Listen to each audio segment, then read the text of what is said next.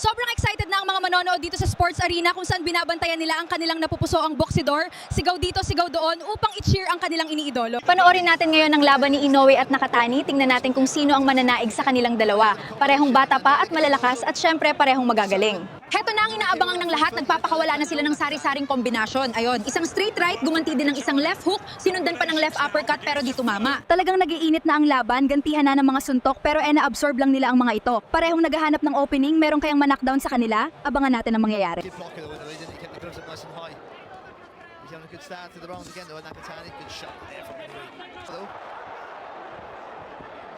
That's Nakatani, the corner told him, you guys start making inroads here, you got to be more aggressive. He was at the start of the last round, and he took his foot off the gas. Yeah, pockets in the fight for Nakatani, but maybe more sustained, more organised in a way.